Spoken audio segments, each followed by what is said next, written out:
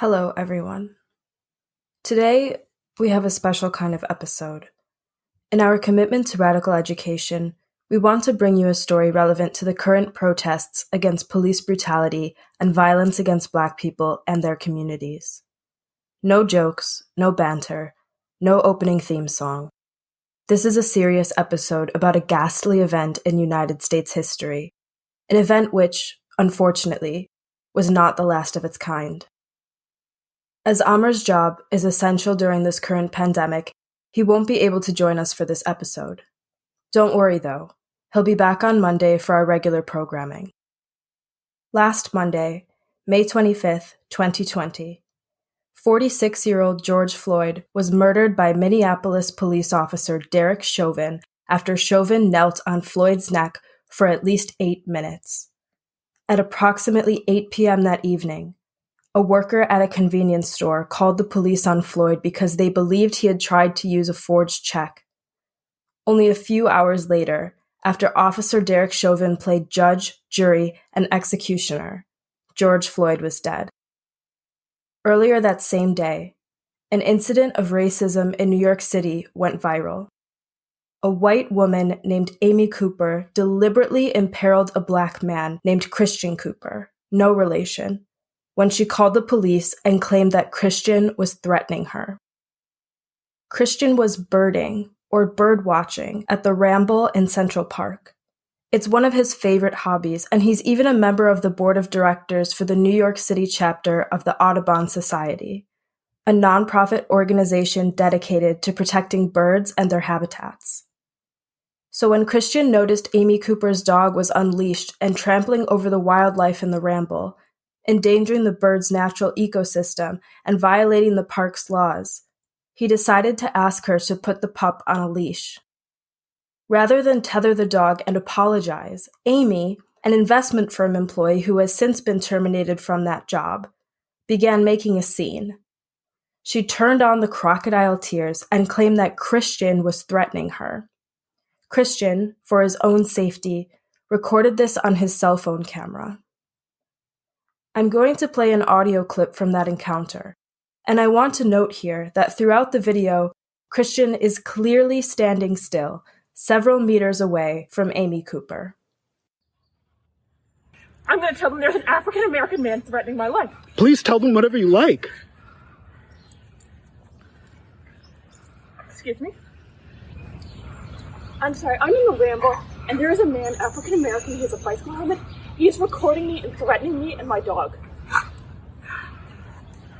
There is an African-American man, I am in Central Park. He is recording me and threatening myself and my dog. And my... I'm sorry, I can't hear you either. I'm being threatened by a man in the Ramble. Please send the cops immediately. I'm in Central Park in the Ramble. I don't know. Thank you. What you just heard was a white woman, Amy Cooper, lie about being threatened by a Black man in order to sic the NYPD on him and any other Black man in Central Park that day. This isn't an isolated incident. In her 2019 ethnographic book on the subject, White Tears, Brown Scars, Arab-Australian researcher Ruby Hamad writes, quote, "The white damsel has enjoyed an online resurgence in this era of viral memes, and the past couple of years have seen a proliferation of white women caught on camera in the United States calling the police on Black people for simply existing. The white women who do this are either oblivious to or unbothered by the potential consequences for Black people. White women are not only aware of their privileged status in society, but use it to surreptitiously manipulate and dominate people of color, only to resort to the damsel in distress archetype of white female innocence and victimhood when challenged." End quote. Christian Cooper's experience epitomizes this phenomenon. A white woman, when called out on her bad behavior, weaponized her privileged position relative to a Black man to have him reprimanded or possibly even injured or killed for daring to interact with her in a way she didn't like.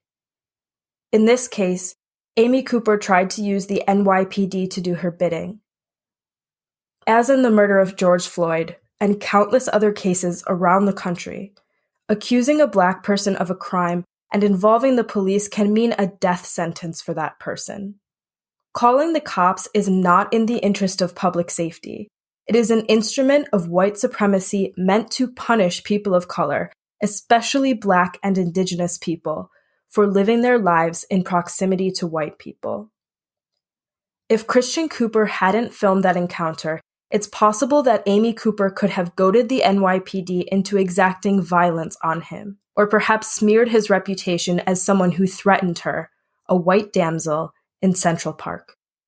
And, to be completely honest here, if a friend of mine told me that a man had harassed her in a park, my inclination would be to believe her. It's true that women face harassment on streets and in parks for just walking around. But Christian Cooper wasn't harassing Amy Cooper. She was harassing him, and she was lying about it. I know we want to convince ourselves that this is something that never happens, or at least when it does, the consequences are negligible. But that's just not true.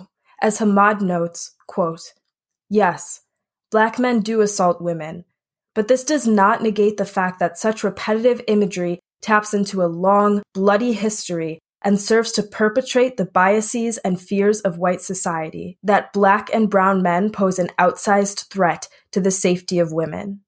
End quote.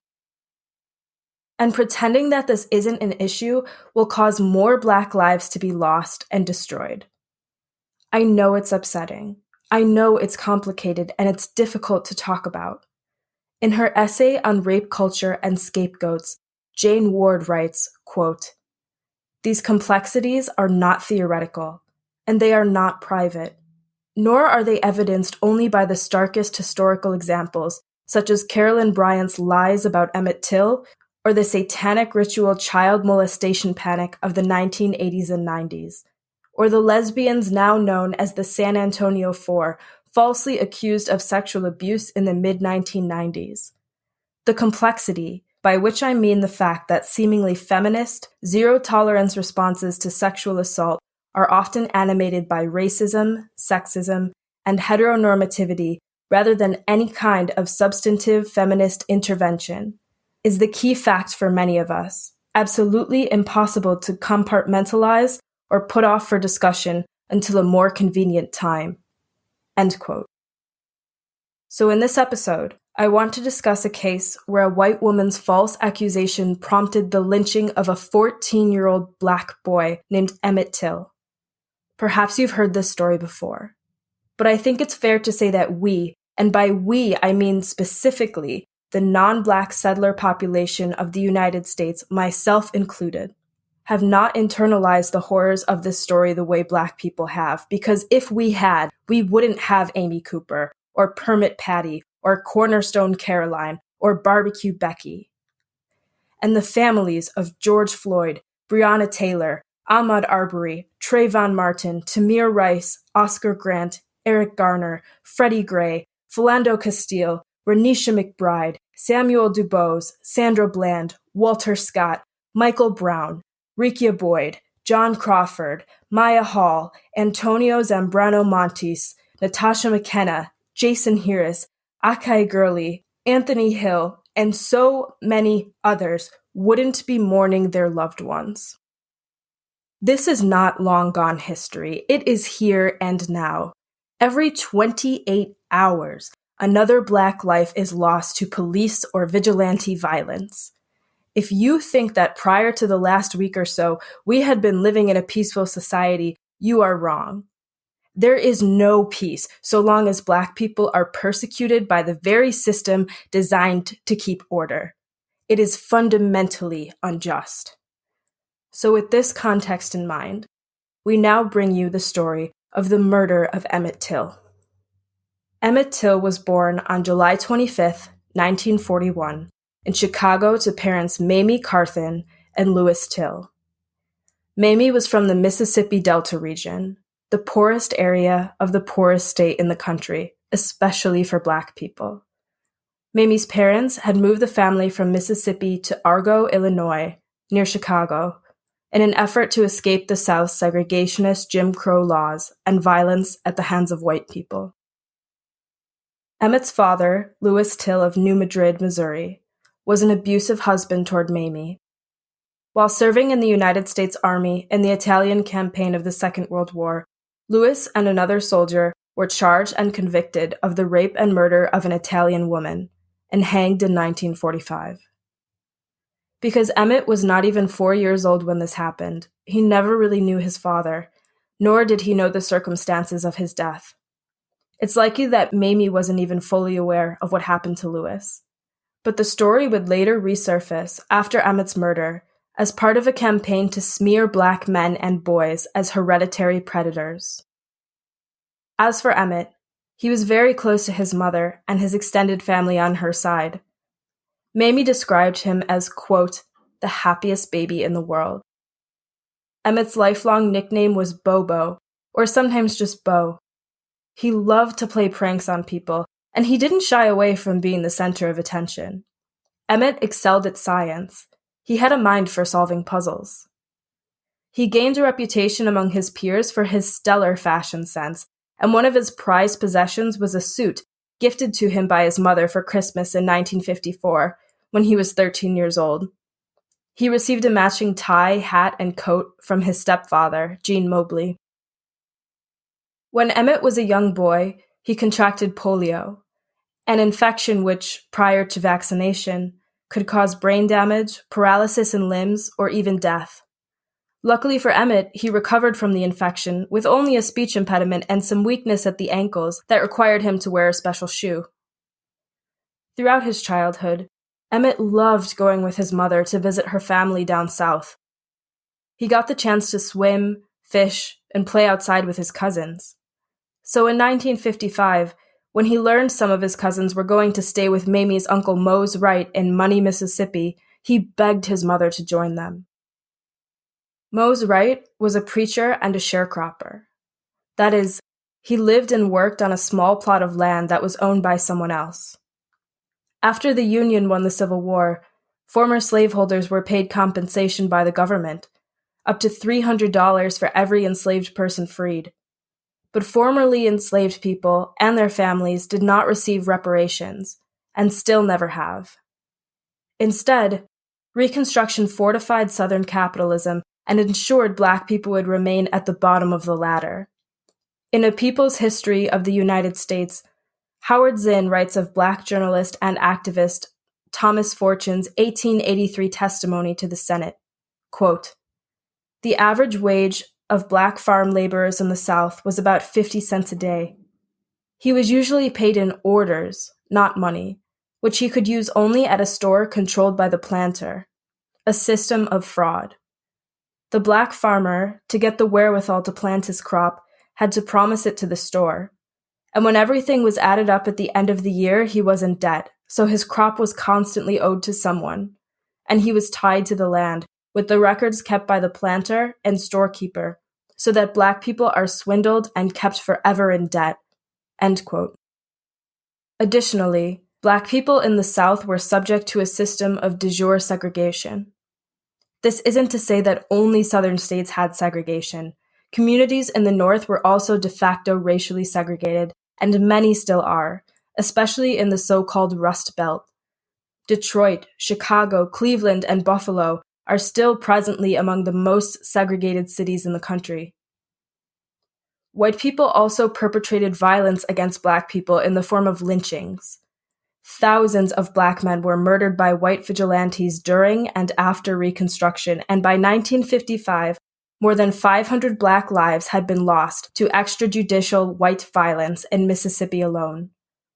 The statistic doesn't include those executed by the state or killed in the carceral system for crimes they did or did not commit. Mamie was nervous about the trip, but after some begging and pleading by Emmett, she decided to let her son visit his family in Mississippi for 2 weeks in the summer of 1955. They went shopping, and Emmett, always a stylish one, picked out some new clothes, shoes, and a wallet. He went searching through the apartment for cufflinks to match and found a signet ring that used to belong to his father. He decided to wear it on the trip. Emmett arrived in Money, Mississippi on the 21st of August, 1955, about a month after his 14th birthday. He was super outgoing, and it didn't take long before he was hanging out with the local boys, running around, swimming, and playing checkers. On the 24th of August, a Wednesday, Emmett, his cousin Curtis Jones, and some of their local friends decided to skip church where Emmett's Uncle Mose was giving a sermon and spend some time outside instead. They headed to Bryant's grocery and meat market to buy some candy and bubble gum. Roy and Carolyn Bryant, a white couple, owned the store where many sharecroppers and their families shopped. It was there that Emmett Till had the deadly misfortune of coming across 21-year-old Mrs. Carolyn Bryant, who was managing the store that day. She was young, thin, attractive, and, most importantly, white, the public's archetype of purity and innocence, the damsel in distress. For the media, she was literally picture perfect. Author and historian Timothy Tyson writes, quote, "For one epic moment, Carolyn Bryant's face had been familiar across the globe, forever attached to a crime of historic notoriety and symbolic power." End quote. Whatever happened in that store isn't exactly clear. Emmett's cousin later said that Emmett whistled at Carolyn Bryant, remembering, quote, "I think he wanted to get a laugh out of us or something. He was always joking around, and it was hard to tell when he was serious." End quote. Emmett's mother, Mamie, said that sometimes, when his stutter was giving him trouble, Emmett would whistle to try to get the words out. Either way, the boys knew that even the smallest confrontation or misunderstanding with a white woman would set the town's racists on their trail. When they saw Carolyn Bryant walking outside the store to get a pistol from her car, they ran away as fast as they could. Carolyn Bryant knew this too. She knew it when she told people around town that a black boy hanging out with the sharecroppers' kids had bothered her at the store. She knew it when she later testified in court that Emmett Till had grabbed her and made unwanted sexual advances on her. But the boys who had been there with Emmett said that Carolyn Bryant was lying about what happened. Emmett had never touched her. And half a century later, Bryant admitted to Timothy Tyson that she had concocted or exaggerated the story, telling him about her court testimony, quote, "That part's not true," end quote. When Tyson pressed her on what really happened, Carolyn Bryant responded, quote, "Honestly, I just don't remember. It was 50 years ago. You tell these stories for so long that they seem true, but that part is not true." End quote. I want to sit on that for a second. Carolyn Bryant, the white woman whose false accusations against a black boy lit the match for what would be his brutal kidnapping, torture, and murder, says she doesn't even remember her interaction with him. Either she doesn't want to admit that nothing happened, or she's lied so many times that it's all a blur to her. Emmett lost his life on her word, and now she shrugs her shoulders and says, "Sorry, I lied." That lie started to make its way around Money, and soon enough, Carolyn's husband, Roy Bryant, got wind that a black boy from Chicago had badgered his wife in the store. He recruited his half-brother, J.W. Milam, and they went searching for Emmett. In the early hours of the morning, on August 28, 1955, when the Wrights and their guests were asleep, Roy Bryant and J.W. Milam drove to the Wrights' humble cabin and banged on the door. They were looking for Emmett. Mose Wright tried to talk the men down, and his wife, Elizabeth, even offered them money, but Milam was armed with a pistol and rushed past them. They woke Emmett and told him to get dressed. Emmett, tired, confused, and threatened with a gun, put his clothes on. Bryant and Milam took him outside to their truck, and Mose Wright says he heard what sounded like a woman's voice say, "Yes, that's him." Possibly Carolyn Bryant, identifying Emmett as the boy who came into the store. Bryant and Milam later denied that Carolyn was involved. The men then tied Emmett up in the back of the truck and pistol-whipped him. That is, they used the gun as a blunt weapon to knock him unconscious. Then, they sped off toward town. Mose Wright immediately began ringing law enforcement and Emmett's family back in Chicago, trying to report the kidnapping and spread the word that a 14-year-old had been taken in the middle of the night. He and Emmett's cousins then began searching the area themselves for Emmett, but were unable to find him. Maybe, Mose thought, the kidnappers would scare Emmett and bring him back. But Emmett Till would never see his family again. Roy Bryant and J.W. Milam had driven Emmett Till to a barn on a former plantation owned by the Milam family in Drew, Mississippi, a small town the next county over. On the way, they passed another black teenager, 18-year-old Willie Reed, who would later become a key witness to the crime. Reed said he saw the green and white Chevy pickup loaded with people. 2 white men he recognized as Roy Bryant and J.W. Milam, and some other men, both black and white, that they had recruited or forced to assist them in the crime. The men dragged Emmett into the barn, where they savagely beat and tortured him for hours. Willie Reed remembers hearing Emmett crying for his mother. Then someone backed the pickup truck into the barn, and the men put something heavy in the bed and covered it with a tarp. Bryant and Milam shot Emmett Till in the head, fastened the fan of a cotton gin to his neck with barbed wire, and dumped him in the Tallahatchie River.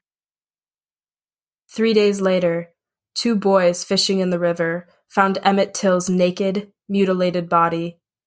His right eye was dislodged from its socket, and he had been so badly beaten and swollen from water that the only way Mose Wright could identify him was by his father's engraved signet ring. Mamie demanded that her son was brought home to Chicago for a funeral, so that his friends and family there could grieve him. His body was brought to A. Rayner Funeral Home, where Mamie also insisted on seeing Emmett so that she could identify him. The sight of Emmett's marred corpse was blood-curdling, an image that no mother should ever have to witness. Mamie decided, though, that she would not allow people to avert their eyes from what had been done to Emmett. She would not sanitize his lynching for the comfort and complicity of other people. So she chose to hold Emmett's funeral with an open casket, for everyone to see the violence that white people had inflicted upon her son. Black-owned Jet magazine published photographs of Emmett in his casket, which quickly spread around the world. From Mississippi to Munich, people were outraged at Emmett's murder. Some people, that is. White supremacists closed ranks around Roy Bryant and J.W. Milam, extolling them as good people who were protecting white women from sexual assault and harassment by black men. 5 attorneys from a firm in Sumner, Mississippi, agreed to represent the men pro bono, and supporters raised thousands of dollars in their defense. This type of racism didn't die out in the 1950s. People fundraised for George Zimmerman's defense after he shot and killed black teenager Trayvon Martin. The notion that racists are usually ostracized from our society just isn't true. Some very prominent racists currently occupy the highest ranks of government, and less conspicuous but equally vicious are those who maintain racist systems and policies in the name of order. As Angela Davis notes, quote, "The sheer persistence of police killings of black youth contradicts the assumption that these are isolated aberrations. Trayvon Martin in Florida and Michael Brown in Ferguson, Missouri, are only the most widely known of the countless numbers of black people killed by police or vigilantes during the Obama administration. And they, in turn, represent an unbroken stream of racist violence, both official and extra-legal, from slave patrols and the Ku Klux Klan to contemporary profiling practices and present-day vigilantes." End quote. Roy Bryant and J.W. Milam were indicted on murder charges, but the trial itself was almost a staged production of racism within the justice system. The jury consisted entirely of white men, and Bryant and Milam's defense team even tried to fill the courtroom seats with white people, many of them armed, so that black journalists and supporters of Emmett Till's family would be intimidated and wouldn't have physical space to watch the trial. The jurors were even allowed to drink beer on duty. Emmett's great-uncle Mose Wright stood in front of the court and identified J.W. Milam as the man who had kidnapped Emmett on that hot summer night. Willie Reed also testified that he had seen the men in the truck with Emmett and had heard screams coming from the barn. Both witnesses had to relocate to Chicago after the trial in fear of their lives, as the same white vigilantes who lynched Emmett could go after black men who had the courage to tell the truth in court. The defense argued that the whole case was a sham, and that the body from the Tallahatchie River couldn't properly be identified as Emmett. Carolyn Bryant testified before the judge that Emmett had grabbed her and made sexual comments, but the jury didn't hear this testimony. She later admitted that the testimony wasn't true. After only a 67-minute deliberation, the all-white jury came back with a verdict of not guilty. One juror said it wouldn't have even taken that long if they hadn't taken a break to have a drink. They knew from the get-go that they weren't going to send two white men to prison for lynching a black boy, even if they believed beyond a reasonable doubt that they'd done it. Both Roy Bryant and J.W. Milam walked out of that courthouse as free men, while Emmett's body lay at the Burr Oak Cemetery in Illinois. Carolyn Bryant was also never criminally charged or forced to pay any settlement for her part in the lynching of Emmett Till.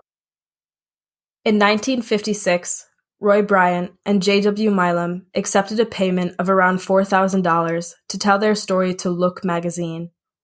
They admitted to the murder and defended their actions, with Milam saying, quote, "As long as I live and can do anything about it, N-words are going to stay in their place." End quote.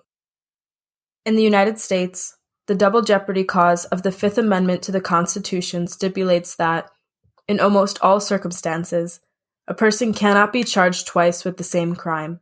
This means that despite confessing to a national publication that they had lynched Emmett Till, Bryant and Milam could not be brought back to court with that evidence. They had gotten away with it. But black people in the United States, and Mamie in particular, were not going to allow Emmett's murder to fade from public memory. Activists worked constantly to remind people that Emmett Till's lynching was not an anomaly and an otherwise just system. It was the system. It was an act of terrorism meant to enforce the status quo, not upend it. Mamie spent the rest of her life keeping Emmett's story alive and exposing the violence of racism in the United States. She passed away in 2003 at the age of 81 and was buried in Burr Oak near her son. As for Roy Bryant and J.W. Milam, they died of cancer in 1994 and 1980, respectively.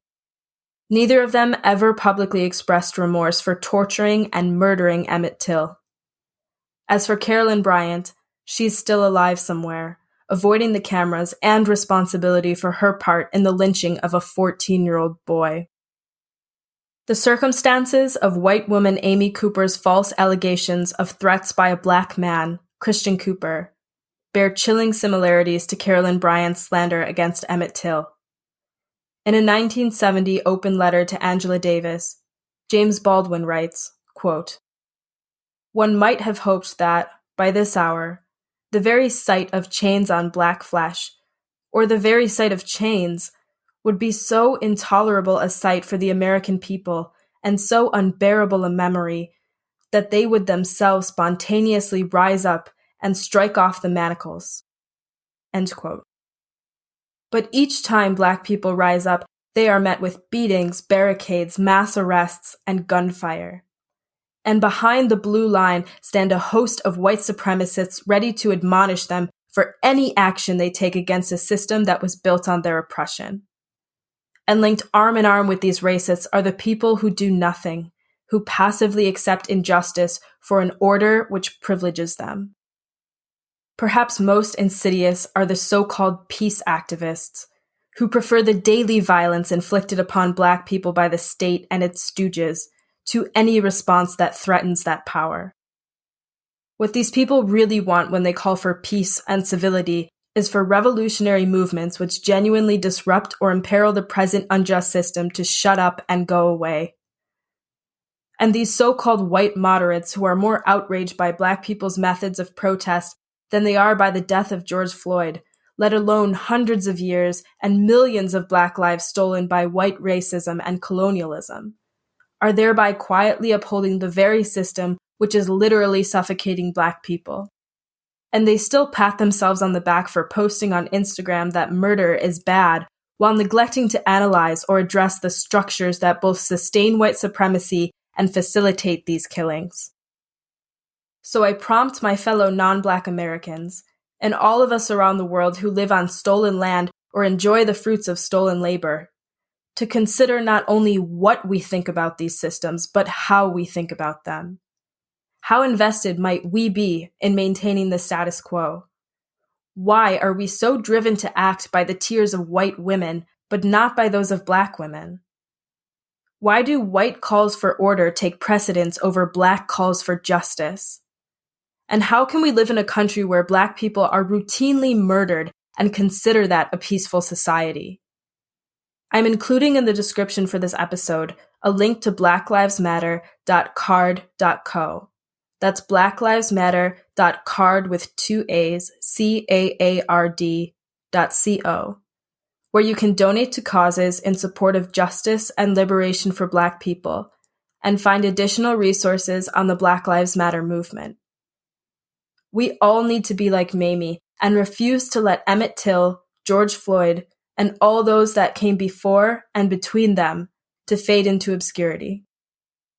I will leave you with a quote from Professor Angela Davis on expanding freedom and justice in the world. Quote, "We will have to do something quite extraordinary. We will have to go to great lengths. We cannot go on as usual. We cannot pivot at the center. We cannot be moderate. We will have to be willing to stand up and say no with our combined spirits, our collective intellects, and our many bodies." End quote. Thank you for listening. In solidarity, Amr and Aaron.